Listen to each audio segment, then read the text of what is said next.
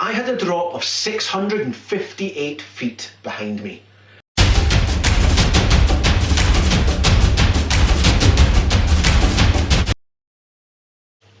Hello and welcome to part 10 of the Lockdown Getaway.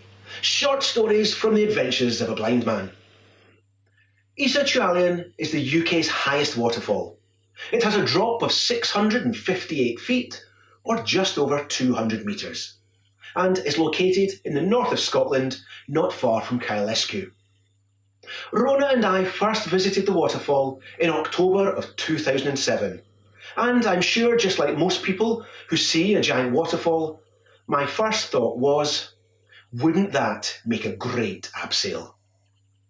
By the 5th of September 2009, this was no longer just a thought, as I was now stood at the top of the waterfall, preparing to go over the edge.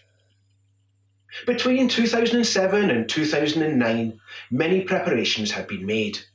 On our first visit to the waterfall, Rona and I had kayaked in from Chual Aluinn, and this had taken a little under 2 hours to do.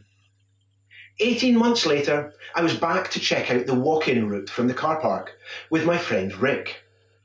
This route should take your average walker less than an hour to do. But because I couldn't see where I was going, and the path was very rough, and because of that, I kept stumbling and falling over every 15 to 20 paces, this took me almost 4 hours to do. By the time we returned to the car, I had multiple cuts and bruises to my hands and my knees, and a badly twisted ankle. But the worst thing of it all was the strain that I put on my eyes and head due to the intense concentration of trying to see where I was going. For several hours after we got back to the car, my eyes and head remained in a bad state. This is something that continues to be an issue on my longer and harder adventures, and is now something I have to cater in when preparing and realise that it could last for, as it has in the past, several days after some of my bigger challenges. But the positive from all of this was that we now knew that the best way into the waterfall would be by boat. In the summer of 2009, I teamed up with Ben Starkey and Graham Reid. Ben owns and runs the outdoor company Vertical Descents just outside Fort William. Not only does he take his clients on canyoning trips, but he also trains people to become canyoning guides, and he works with local mountain rescue teams, teaching them how to deal with canyons and waterfalls. Ben agreed to train me up for this trip and also agreed to be the team leader for this first ever abseil of the UK's highest waterfall. Graham had worked with Ben for many years and was also a highly experienced canyoning guide. So he agreed to join us, and we now had our 3-man abseil team. On the 5th of September 2009, we stood at the top of the waterfall, looking over the edge. Over the previous 3 days, there had been major flooding in the area, and now the small stream that usually fed the waterfall had turned into a raging river. The waterfall was no longer something to admire, but was now very much something to fear. On top of this, the wind was howling around us. With these weather conditions, Ben wasn't even sure if the abseil could go ahead. If it was to go ahead, we would no longer be abseiling down the middle of the waterfall, as we had originally intended to do, but would now have to stick to the side of it. With this amount of water crashing down around us, and with the wind blowing us about, it wouldn't take long for our ropes to be shredded by the elements. As Ben did a recce over the first ledge, I started to put on my extra kit. As well as the usual wetsuit, cag, helmet and harness, I'd also brought along a pair of Kevlar gloves and some elbow and knee pads. I knew that once I started abseiling, I wouldn't be able to see any of the obstacles, so I needed to give myself some extra protection for when I would inevitably slip, slide and generally bang my way down the rock face. As I was putting my gloves on, Ben's voice came over the walkie-talkie, and he said, "The abseil is a goer, but we need to do it right now." With this information, Graham attached the safety line to my harness. I picked up the main abseil rope and I slowly made my way backwards towards the edge of the cliff.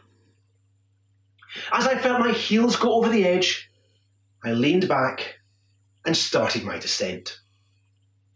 I had a drop of 658 feet behind me, so I needed to get focused. Now, the plan of abseiling down the side of the waterfall, well, that would change occasionally as the wind would blow a mini tidal wave along the river above us and over the edge.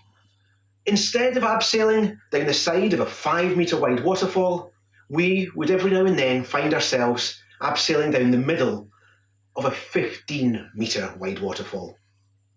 Now, the other two may well have been able to see this happening and therefore take appropriate action to avoid it. But the first thing I knew about it was when my face and body were being pummeled by what felt like tons of water. With this amount of water crashing into my face, I felt like I was drowning, but I needed to stay focused. I needed to keep hold of the rope. I needed to keep moving. This whole waterfall abseil, or as the technicians will call it, an aquaseil. The aquaseil was done in 3 stages and it took us just under 2 hours to complete. Here is some footage that we shot along the way.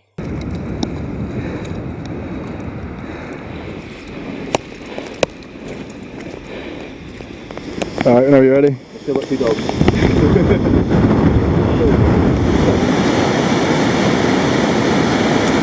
It's happening. Whoa! The adrenaline's gone yellow.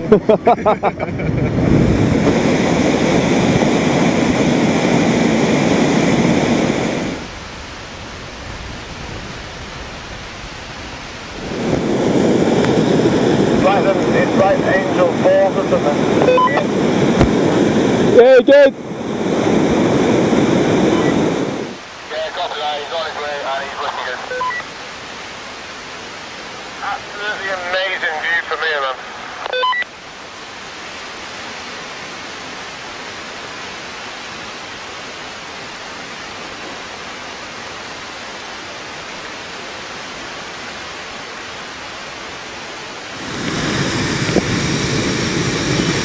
How you finding it, Dean, so far? Fantastic, what a privilege, eh? What a place to be. Just try to dry my hands before I get these gloves on, they're not going on with wet hands. So where are we now then? Apparently about 50 metres down, so a quarter of the way down, only 150 metres to go. Wow. A good first pitch. Oh, superb, superb. Yeah, I was just trying to watch the line and then the last little bit, Ben directed me over to the right a wee bit. I must have come off course a wee bit or something, so that was really good. But yeah, nice and steady, a wee bit hot in the hands, hence the gloves. Just all good. Top stuff. Oh, it's nothing like the sound of a 200-foot waterfall to make you need a toilet, is it?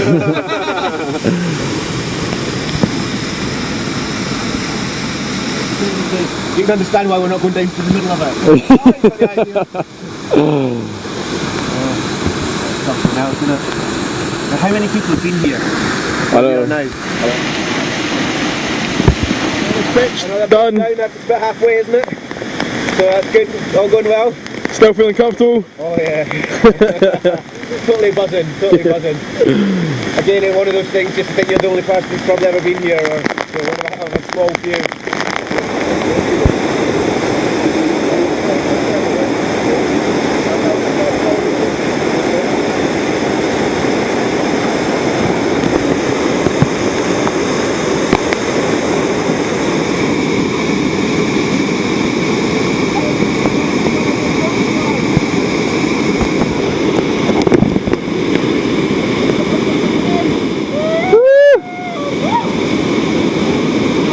Right guys, go Sam! It's the biggest in the UK!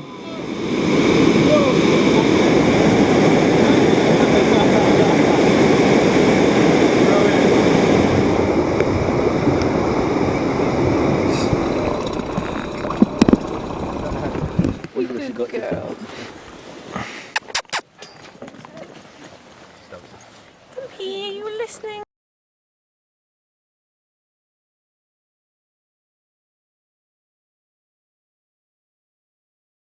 Thanks for watching. I will be posting more Lockdown Getaways every Monday and Friday for the next few weeks. So stay safe, and if you want to find out more about my adventures, go to extremedreams.co.uk. My public speaking, dean-talks.com. Follow me at Twitter at dean_talks. On Facebook, Dean Dunbar Blind and Dangerous. And if you want to see any more of my videos, go to my YouTube channel, DinoD69. Thank you.